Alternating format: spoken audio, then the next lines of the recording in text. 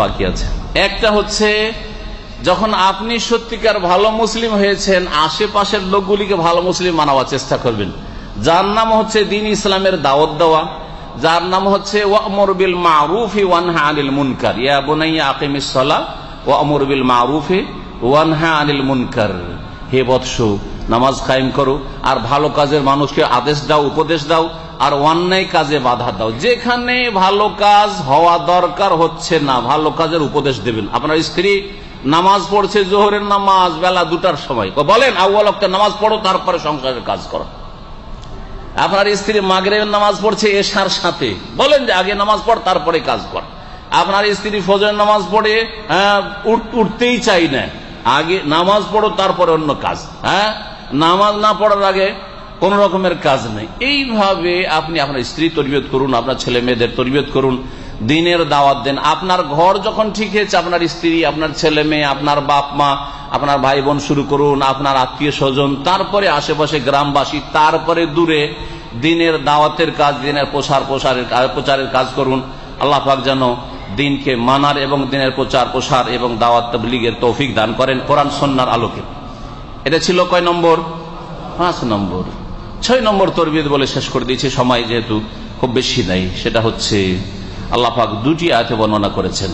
সেটা হচ্ছে অহংকার মুক্ত হওয়া। সেটা হচ্ছে অহংকার মুক্ত হওয়া। মানুষের অহংকার প্রকাশ পায় হয় কথার দ্বারা আর না হয় চালচলন দ্বারা। সুতরাং এই 2টো আয়াতে কিছু বদচলন, যে বদচলনগুলি অহংকারের লক্ষণ, আর কিছু খারাপ কথা, যেই কথাগুলি হচ্ছে কিসের লক্ষণ? যে আপনার ভিতরে অহংকার আছে। অহংকার কোথায় থাকে? অহংকার মুখে থাকে না, অহংকার হাত পায়ে থাকে না, কিন্তু মুখ দিয়ে, হাত পা দিয়ে অন্তরে যে অহংকার আছে এগুলো প্রকাশ পায়।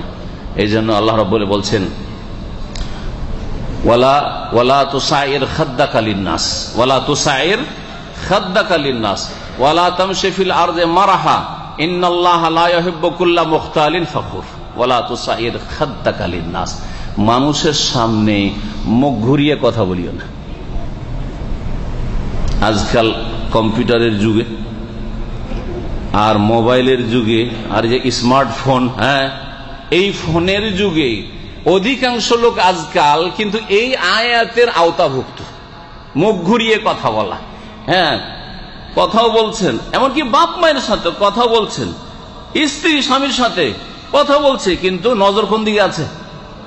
মোবাইলের দিকে। অফিসে যারা চাকরি করেন, একজন লোক কেউ দেখা করতে এসে, সালাম করতে এসছে, কথা বলছেন, কিন্তু নজর কোন দিকে? কম্পিউটার স্ক্রিনের দিকে। এটা অহংকার প্রকাশ করে আপনার। আপনি স্বীকার করেন আর না করেন, কোরআনের ভাষা আল্লাহ বলছেন ওয়ালা তুসাইর খাদ্দাকা লিন্নাস। মানুষের সামনে থেকে গাল বাঁকা করে কথা বলিও না। কথা বলছেন আর এদিকে তাকাচ্ছেন। বরং কথা বলার আদব হচ্ছে যে চোখে চোখে দেখে 4 চোখ মিলিয়ে কথা বলবেন। যদি পুরুষের সাথে কথা বলেন, পুরুষের সাথে যখন কথা বলবেন চোখে চোখ মিলিয়ে কথা বলবেন। মহিলার সাথে যখন কথা বলবেন চোখে চোখ মিলিয়ে কথা বলবেন। স্বামী স্ত্রীর সাথে কথা বলবেন তখন চোখে চোখ মিলিয়ে কথা বলবেন। কিন্তু বেগানা মহিলার সাথে যদি কথা বলতে হয়, বেগানা পুরুষের সাথে কথা বলতে হয়, তখন 4 চোখ মিলিয়ে কথা বলবেন না। তখন কি করবেন? তখন আল্লাহ বলছেন কুল্লিল মুমিনিনা ইয়াগুদ্দু মিন আবসারিহিম। আল্লাহ বলছেন সূরা নূরে, দৃষ্টি নত করে, এদিকে মাথা নিচে করে মহিলার সাথে কথা বলে। মহিলা কথা বলবে তুমি আর কোন পুরুষের সাথে, তাহলে ওয়াকুল্লিল মুমিনাতি ইয়াগুদ্দুনা মিন আবসারিহিন্না। নারীদেরকেও বলে দাও, মুমিন নারীদেরকে, তারা যেন দৃষ্টি নত করে প্রয়োজনে কথা বলে। কথা বলা যেতে পারে প্রয়োজনে, কিন্তু ভাই কেমন আছেন, ভালো আছেন, ভাবি কেমন আছে, এটা চলবে না। নিচে মাথা করে কথা বলতে হবে। এটা হচ্ছে কোরআনী তরবিয়ত। ভালো করে মনে রাখবেন। আজকাল হায়া শরম উঠে গেছে। হায়া শরম মহিলাদের এটা হচ্ছে বড় অলংকার। দুনিয়ার সমস্ত অলংকারের সবচেয়ে উত্তম অলংকার হচ্ছে নারীদের হায়া শরম লজ্জা। ইযা লাম তাস্তাহি ফাসনা মা শি'তা। প্রত্যেক নবী রাসূলগণ এই হাদিস বলেছেন। এটি হচ্ছে হাদিসের কথা, মুয়াত্তা মালিকে রয়েছে। সমস্ত নবীরা নিজের উম্মতকে বলেছেন, কোন মানুষ যদি নির্লজ্জ হয়ে যায়, লজ্জা শরমকে বিক্রি করে দেয়, তাহলে যে কোনো পাপ করতে পারে। ফাসনা মা শি'তা, যা ইচ্ছা তাই করতে পারে। লজ্জা না হলে রাস্তাঘাটে পাপ করতে পারে।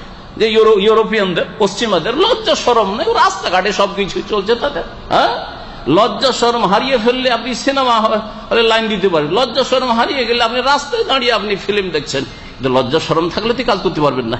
জি, তো লজ্জা শরম এটা পুরুষেরও থাকতে হবে, মহিলাদের থাকতে হবে, আর মহিলাদের বেশি থাকতে হবে। আল্লাহ পাক রব্বুল আলামিন যেন আমাদেরকে ইসলামী তরবিয়ত নেওয়ার তৌফিক দান করেন। এই ছিল একটি। ওয়ালা তুসাইর খাদ্দাকা লিন্নাস ওয়ালা তামশি ফিল আরদে মারাহা, আর রাস্তায় যখন চলবে তখন বুক ফুলিয়ে চলিও না। এমন ভাবে চলছেন যে ডানে বামে মুসলিম ভাইরা যাতায়াত করছে, কারো দিকে দেখা দেখি না, হতে পারে পাশ দিয়ে আপনার পরিচিত লোক চলে গেল, আর একটু তাকাইলো না, কত অহংকারী, আমি ওকে সালাম দিতে যাচ্ছিলাম কিন্তু একটু তাকাইলো না। বলবে না বলবে না? আপনার এই চলনটা অহংকার প্রকাশ করে যে আপনার কলবে, হৃদয়ে অহংকার ঢুকা আছে। ওয়ালা তামশি ফিল আরদি মারাহা ইন্নাল্লাহা লা ইউহিব্বু কুল্লা মুখতালিন ফখুর। কারণ আল্লাহ পাক প্রত্যেক অহংকারী আর গর্বকারীকে আল্লাহ পাক, যে দাম্ভিক, তাকে আল্লাহ পাক ভালোবাসেন না, ঘৃণা করেন আল্লাহ পাক রব্বুল আলামিন।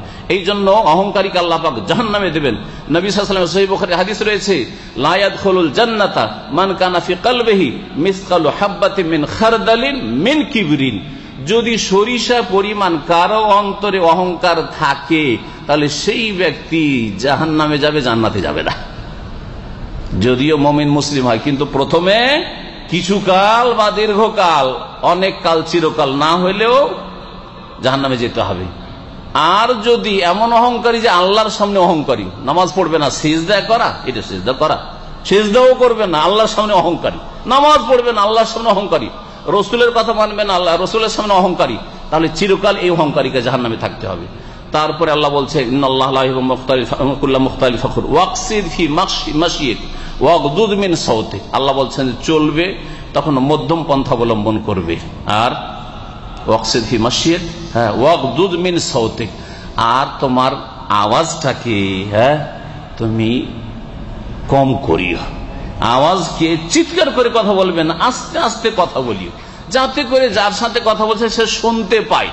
সবসময় যদি আপনি হইচই করা কথা বলেন, চিৎকার করে কথা বলেন, বিশেষ করে যারা ফোরম্যান আছেন, সুপারভাইজার আছেন, ম্যানেজার আছেন, অথবা মালিক হয়েছেন, বাকালার মালিক, কর্মচারী আপনার আন্ডারে কয়েকজন কাজ করে, সবজির দোকান আছে কয়েকজন কর্মচারী কাজ করে, যখন তখন মেজাজ গরম করে কথা, যখন তখন মেজাজ গরম করে কথা, বাপ আপনি, মা, সবসময় ছেলেদের ওপর গরম হয়ে কথা বলা, মেজাজ গরম করে কথা বলা, এগুলো অহংকারীর পরিচয়।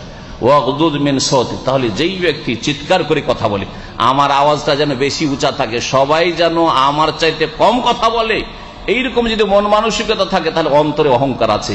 আল্লাহ পাক যেন এই সমস্ত তরবিয়তগুলি আমাদের নিজে গ্রহণ করা তৌফিক দান করেন।